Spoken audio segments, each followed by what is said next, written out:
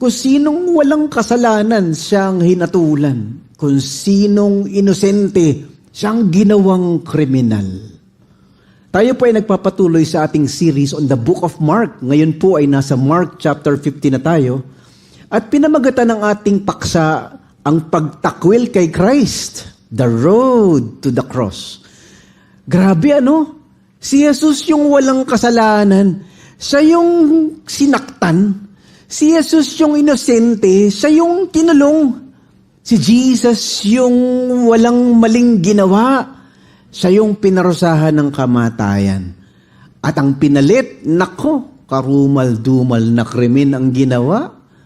Pinagpalit sa isang Barabas. Yan, ang Mark chapter 15. Malapit nang matapos yung ating Book of Mark series.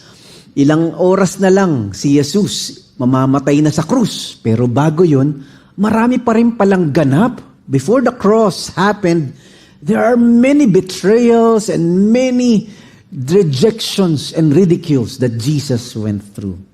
Sa umagang ito ang ating pag-uusapan. The religious leaders rejected Him. The crowd replaced Him. The soldiers ridiculed Him. Yet Jesus remained faithful through it all. Si Christ ay pinaratangan, pinagpalit, pinagtripan, so we can be accepted, forgiven, and redeemed. Ibang klase, ano? So ang hamon sa atin sa umagang ito, piliin mo si Jesus, hindi ang palakpak ng nakararami, hindi ang impluensya ng relihiyon, at hindi ang kapangyarihan ng mga nasa poder. Yan ang ating kwento sa umagang ito. Today we'll be talking about 3 important scenarios, principles, and segments in the story of the book of Mark. Number 1, Jesus was rejected by religion, Jesus replaced by the crowd, and Jesus ridiculed by the soldiers. Simulan na natin ang kwento. Una, Jesus was rejected by religion. Pinaratangan si Christ ng mga taong simbahan. Di ba dapat sila yung malapit sa Diyos? Di ba dapat sila yung kilala ang Panginoon? Pero bakit nila gustong ipapatay si Jesus? Tinanga natin.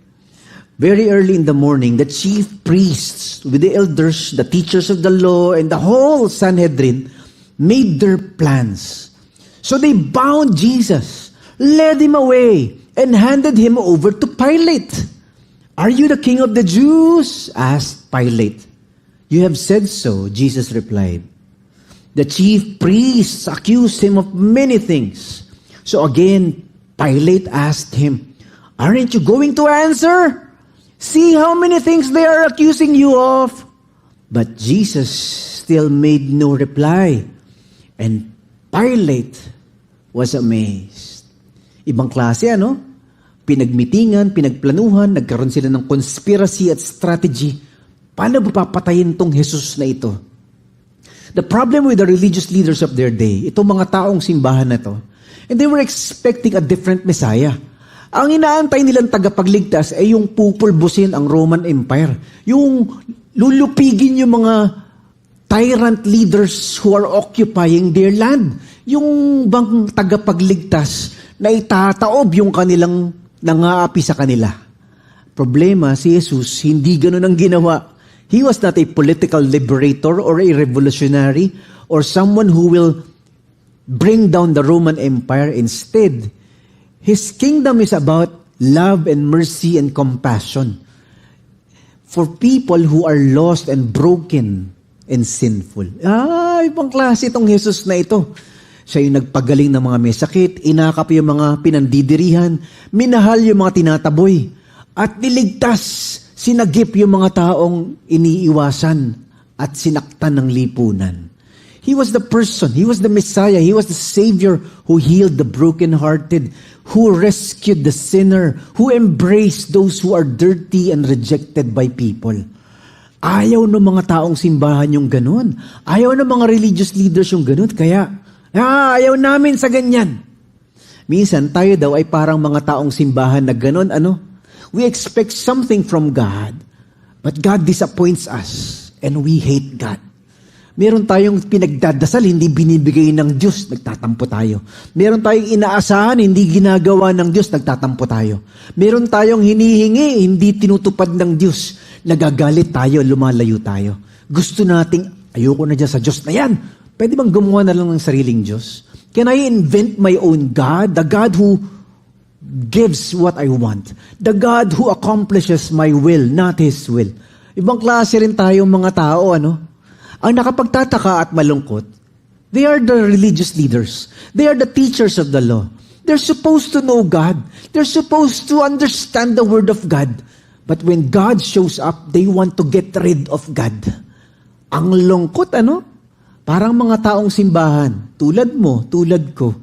Minsan, meron tayong inaasahan sa Diyos na hindi natutupad. Biglang ayaw na natin sa Diyos. Gumagawa tayo ng sarili nating Diyos. Lord, ba't di gumagaling ito? Ayoko na yata sa'yo. Lord, ba't hindi umaangat tong negosyong ito? Parang ayoko na sa'yo. Lord, ba't hindi umaayos ang pamilya ko? Parang ayoko na yata sa'yo, Lord. Lord, ba't hindi mo binibigay yung hinihiling ko? Ba't wala pa yung coaching pinagdadasal ko? Bakit wala pa yung pinapangarap ko mapangasawa? Lord, ano ba? Ayoko na yata sa'yo. Hello? Kalabitin mo ngayon katabi mo, parang ikaw yun ah. The religious leaders were like that. They hated Jesus because Jesus did not conform to their standards or their wishes or their plans. Kasi sila, hinahanap nila yung kapangyarihan nila, yung posisyon nila. But Jesus is not after that. Ito pa yung nakakagulat sa kwentong ito. Jesus was silent. There was a portion in the conversation that He was not responding. Minsan daw sa buhay natin, kapag binabato ka ng insulto, kapag binabato ka ng sismis, pag binabato ka ng pang-asar, pag binabato ka ng mga malisyosong pangungutya, ang pinakamalakas na panlaban mo ay huwag kang lumaban. Ang pinakamalakas na sandata mo ay huwag kang kumibo. Sometimes silence is the most powerful response to the hate and the bashing and the insults we receive. Kaya huwag ka na magre-reply kasi sa mga comments sa Facebook. Huwag ka na makipagbardagulan doon sa mga toxic thread sa social media. Pag binato ka ng insulto, batahin mo ng katahimikan. Hello? Pag binato ka ng pang-asar, huwag ka nang kumibo. Pag binato ka ng masama, huwag ka nang gumante. So Jesus showed us the way when people hate us, when people curse us, when people insult us. Huwag kang basta-basta kumikibo. Sometimes silence is more powerful than justice. This is the greatest injustice, ano? Wala naman talaga siyang kasalanan eh. Pero kung ano-ano binabato sa kanya. So Jesus showed us an example. But more than that, Jesus also did that to us. Na tayong mga masasama ang isip at magugulo ang buhay, na tayong mga makasalanan at mga mayayabang at mga malalaswa, tayong mga makasarili, pinakitaan ng Jesus ng awa. Hindi kanya minura, sinigawan, o ininsulto, o pinahiya. He just loved us and showed us mercy and died for us. Isa pang nakakamangha sa segment na ito ng kwento, Pilate was impressed. The Bible says, Pilate was amazed. The word used is, he was astonished or deeply surprised. Inaasar namin, hindi kumikibo? Binabato namin ang pangiinis, hindi kumikibo? Inaasar namin, binabato namin ang mga kasalbahihan, hindi nagsasalita. Wow! Ang galing! He was impressed. So sometimes, yung mga kaibigan natin, they need to be like a Pilate in our lives. That they will be impressed because of your character, like Jesus. They will be amazed because of your attitude, like Jesus. Kaya pag nakikita ng mga tao yung ugali mo, wow pare, ba't ang bait mo? Inaasar ka na nga eh, hinahamak ka na nga, minamaliit ka. Ba't di ka kumikibo? Pare, bakit ang bait-bait mo kahit sinaktan ka, niloko ka na, iniwan ka pa? Yung puso mo, dinikdik ng martilyo, nilagyan ng Ajinomoto, pinakain sa aso. Bakit mahal mo pa din? Bakit nagpapatawad ka pa din? Hello? The Bible says, Pilate was amazed. When was the last time someone was amazed at you? Wow, amazing naman yung pamilya nyo. Grabe naman kayo magmahalan. People were amazed. Wow, amazing naman yung buhay mo.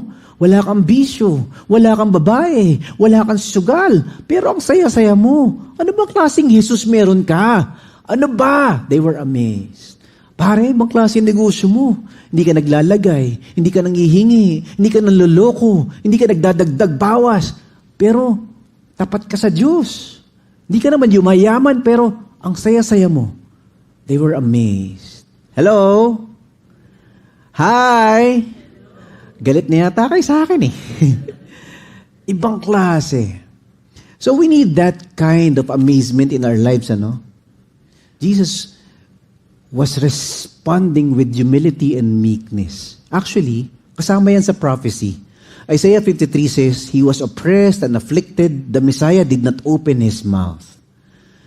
So the judge of the world stood silent so sinners could stand forgiven. His silence was not weakness. His silence was a powerful show of faithfulness and obedience. Ibang klase, ano? He did not defend Himself because He came to give Himself up. He stood there willingly. He allowed the rejection. He accepted the injustice. He chose the cross on our behalf. Sometimes people think rejecting Jesus only happens outside the church. The truth is, marami rin sa loob ng simbahan, mga taong simbahan, mga taong malapit sa Diyos. But Jesus, pagdating sa simbahan, praise the Lord, praise the Lord. Pero paglabas ng simbahan, ang layo ng buhay kay Jesus, ang layo ng ugali sa Diyos. Ang layo ng puso sa Panginoon. Ibang klase, ano? So these people in the church, the religious leaders, the teachers of the law, they were like that. They were worshiping God in their lips, but their hearts are far from God. So it's possible to admire Jesus, to sing praises to Jesus, but still not live our lives for Jesus. Yun ang problema ng kwentong ito. Na alam mo ang salita ng Diyos, kilala mo ang Diyos, pero yung buhay mo, galit sa Diyos, malayo sa Diyos. Ito ang hamon sa atin. Ikaw ba ay taong simbahan lang? O ikaw ba ay taong para sa Panginoon? And so the challenge for us today, like Jesus, when people insult us, we need to be quiet. We need not to respond. We don't need to take revenge. Let God do justice for you. Amen? Ito po ang hamon sa atin. Jesus was rejected by religion, but we don't need the religion that they offer. We need a relationship with God. Palapakan natin ang Panginoon. Thank you, Lord. Praise God. Ito naman yung pangalawang bahagi ng kwentong ito. Jesus was replaced by the crowd. Pinagpalit si Christ ng mga mas nakararami.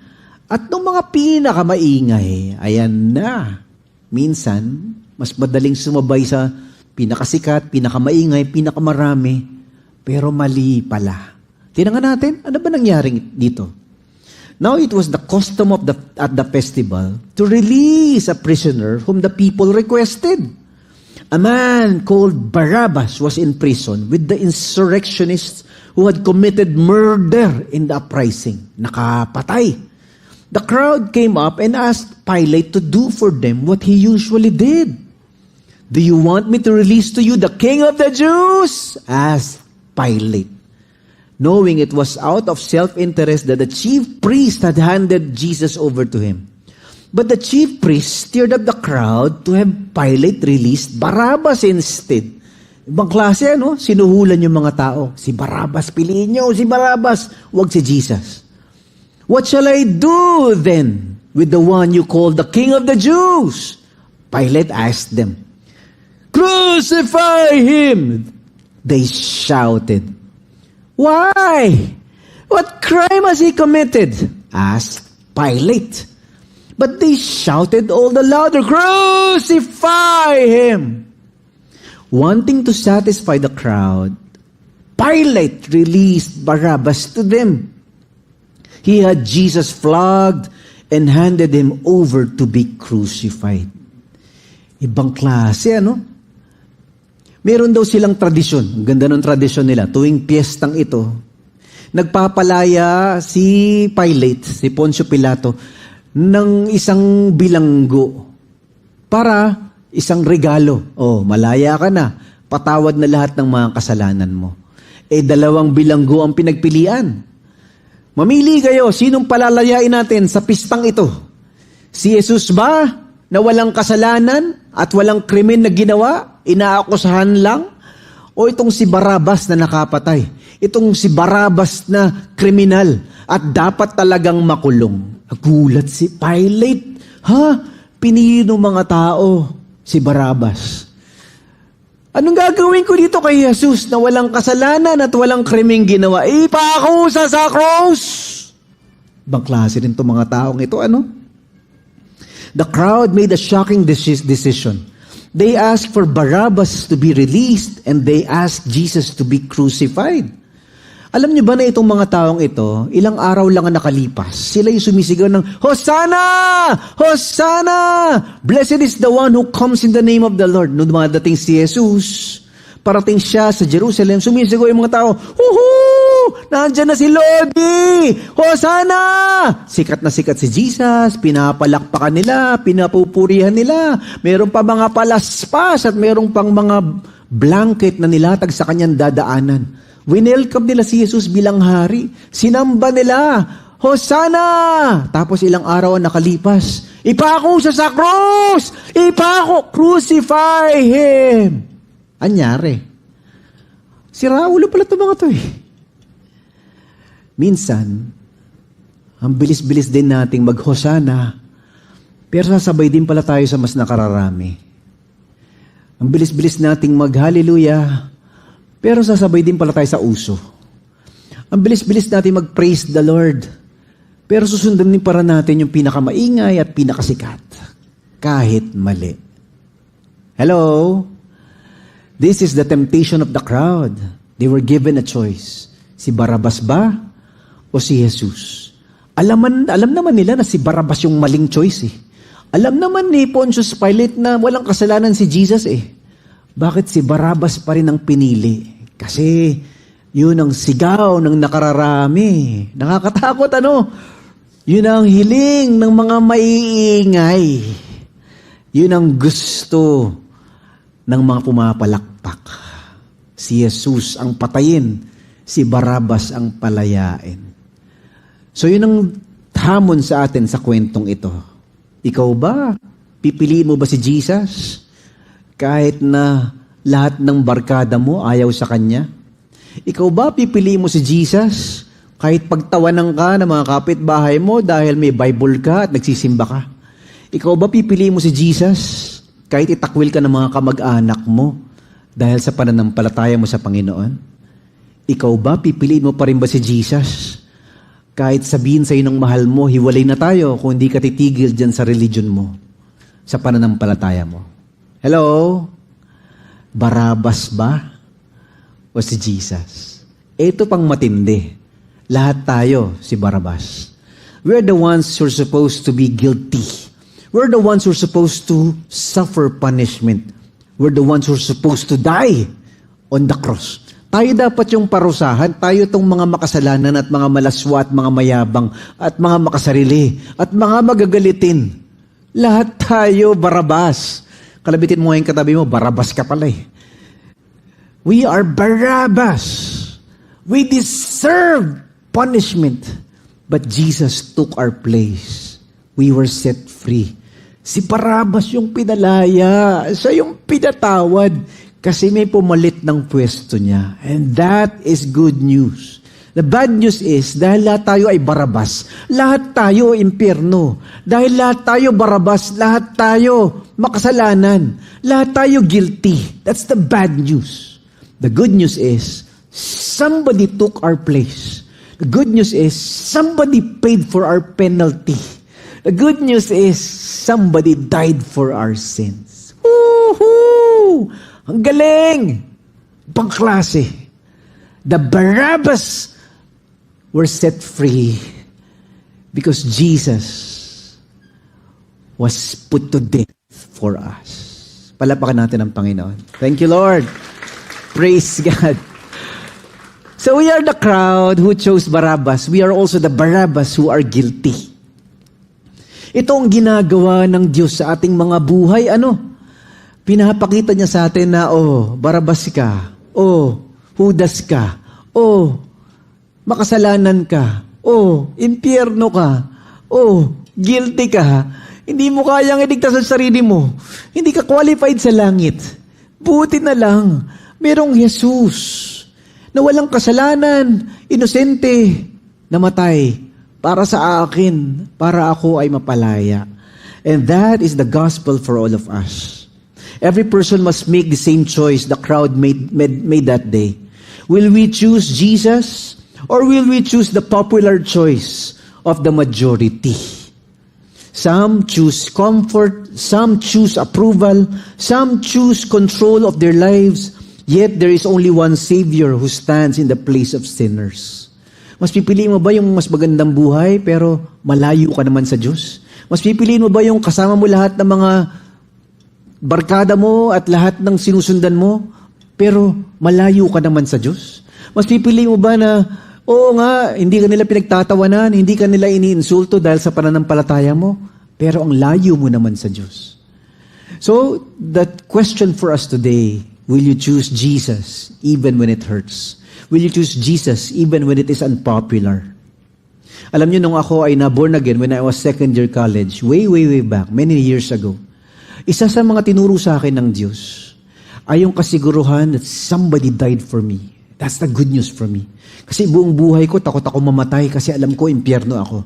Buong buhay ko, alam ko, hindi ako karapat dapat sa langit, sablay ako. I can never make it to heaven. I will never be qualified for eternal life. I will never be forgiven on my own. But somebody taught me, Mike, somebody died for you. You are the Barabbas. But Jesus took your place. Ganda! It changed my life. Turned my life around. Na maintindihan ko, pinatawad ako, hindi dahil mabait ako. Pinatawad ako ng Diyos dahil merong nagbayad para sa akin. Ligtas ako, langit ako, hindi dahil mabait ako o magaling ako. Ligtas ako, langit ako kasi merong nagbayad na matay para sa akin. I am the Barabbas. But Jesus took my place. Amen? Praise God. Palapakan natin ang Panginoon. Thank you, Lord. Woo! Salamat, Panginoon, sa iyong pagliligtas. And finally, the story ends. Naku, sakit. Dalawa na yung sugat ni Jesus. The first wound that Jesus endured was the wound from the religious leaders. Yung mga malapit sa Diyos. Kabisado ang Diyos. Pero galit sa Diyos. Sakit, ha? Kayo nga dapat ang nangungunang nagtatanggol sa akin, eh. Ako nga yung inaantay nyo, eh. Gusto nyo akong patayin. Yung pangalawa, sugat ni Jesus. Yung mga taong, Hosanna! Thank you, Lord! Ay, idol kita, Lord! Ikaw talaga aming inaantay! We worship you, Lord! Sila yung, ipako nyo nga yan sa krus. Ayoko na dyan. Crucify Him. Sakit, Nung isang araw, pinupuri nyo ako. Ngayon gusto niya akong patayin. Ito naman yung pangatlo na sugat ni Jesus. Jesus ridiculed by the soldiers. Pinagtripan si Christ na mga sundalong mapangkutya. Ang mga sundalo, naka-uniforme. Dapat sila yung nagtatanggol sa mga inosente. Dapat sila yung tumutulong sa mga mamamayan. Dapat sila yung nagsisilbing patas sa katarungan. Pero sila pa yung pinaya si Jesus, dinuraan si Jesus, ininsulto si Jesus, pinagtripan si Jesus. Tingnan natin. The soldiers led Jesus away into the palace, that is the praetorium, and called together the whole company of soldiers. They put a purple robe on him, then twisted together a crown of thorns and set it on him. And they began to call out to him, "Hail, King of the Jews!" Again and again, they struck him on the head with a staff and spit on him. Falling on their knees, they pay homage to him. And when they had mocked him, they took off the purple robe and put his clothes on him. Then they led him out to crucify him. Grabe. Mga bastos, walang respeto, walang paggalang. You see, the purple robe is a symbol for kingship. Iniinsulto nila, "Oh, mahal na hari! Libuko tayo! Saluduhan natin ang haring kunwaring ito." And they laughed at him, and then they spit on him. And then they formed a thorn, a crown of thorns. Pinuesto nila yung mga tinik-tinik na halaman at ginawa nilang parang korona. You see, in the book of Genesis, the thorns is a symbol of the curse of the sin of humanity. Nung bumaksak si Adan at si Eva, ang unang nakita sa mga lupa ay mga tinik. There are thorns. Kaya ang hirap magtanim. Kaya ang hirap umani. Kasi may sumpa ang lupa. And the curse was symbolized by thorns. So lahat ng farmers today, you have to weed the ground of thorns. Kailangan tanggalin mo lahat ng mga tinik at lahat ng mga damo. Sumpa ang mga tinik. And Jesus took all the curse of sin on his head. Boom! Sakit! Dinuraan siya, pinahiya siya, pinagtripan siya, pinagtawanan siya, binastos siya, binaboy siya ng mga sundalo. Grabe ano? Nasubukan niyo na bang matusok ng karayom o ng tinik? Nasubukan ko minsan Natusok ako dito. Ay ko! Sakit Isa lang yun. Si Jesus,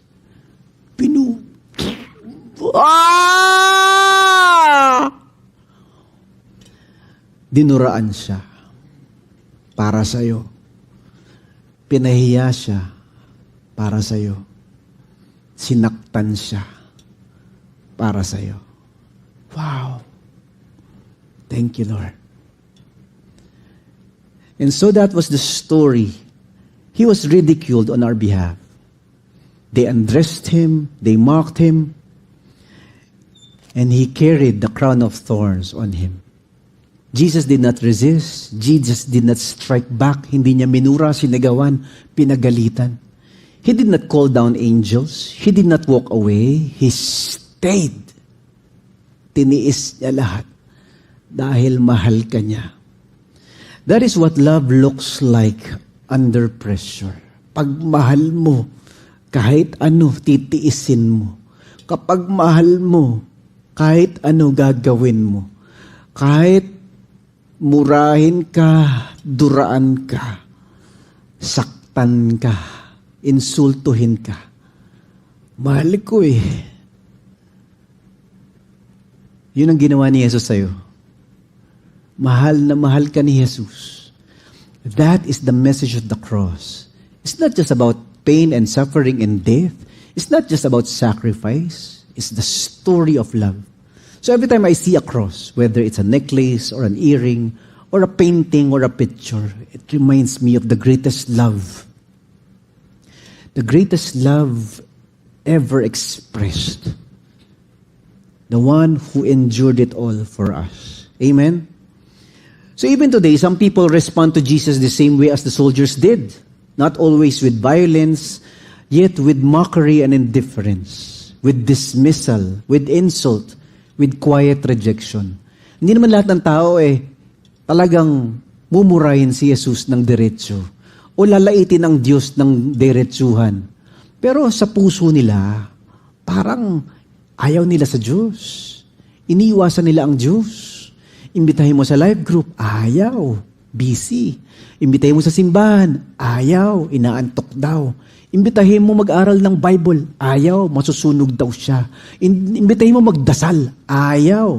Wala raw Diyos. May mga taong ganun talaga, Ito ay pagpapasya ng ating mga puso. Will we choose Jesus or will we insult Jesus? Will we worship Jesus or will we mock Jesus? So the truth remains the same today. Yung kanilang nilalait na hari ay totoo palang hari. One day, every knee will bow, every tongue will confess that Jesus is King, He is Lord, and He is God. So ang hamon sa atin sa umagang ito, kung hindi mo pa pinagtitiwalaan si Jesus bilang hari, tagapagligtas at Diyos ng buhay mo. Hindi pa huli ang lahat. Si Jesus, binigay niya ang lahat para sa atin upang tayo ay makatanggap ng regalo. Kaligtasan, pagpapatawad, paglilinis ng Diyos, at buhay na walang hanggan. And that is the message of the cross. That we, undeserving, sinful, rebellious, stubborn people, Jesus showed us love by enduring the pain for all of us. Tiniis niya lahat para sa atin. Ano ang gagawin mo kay Jesus? Sino si Jesus para sa'yo? Pipiliin mo ba siya? Pagtitiwalaan mo ba siya? O susunod ka sa agos ng mundo, sasabayan mo ang mga tao na ayaw sa Diyos? Mas mahalaga ba ang pera? Mas mahalaga ba ang palakpak ng tao? Mas mahalaga ba ang pagtanggap ng barkada? Mas mahalaga ba ang pagtanggap ng mga tao? O mas mahalaga sa'yo ang pagtanggap ng Diyos at pangtanggap mo kay Jesus? Today we talked about this. The religious leaders rejected Him. The crowd replaced Him. The soldiers ridiculed Him. Yet Jesus remained faithful through it all. Si Christ ay pinaratangan, pinagpalit, pinagtripan, so we could be accepted, forgiven, and redeemed. Ito ngayon ang hamon sa atin. Piliin mo si Jesus. Hindi ang turo ng reliyon, hindi ang sigaw ng nakararami, o ang hatak ng mga may kapangyarihan. Sa araw na ito, pinag-usapan natin ang tatlong bahagi ng kwentong ito. Jesus, rejected by religion. We choose Jesus, not religion. Jesus, replaced by the crowd. We choose Jesus, not the Barabbas. Jesus, ridiculed by the soldiers. We choose Jesus, not the insults and the mockery of those who are trying to reject Him.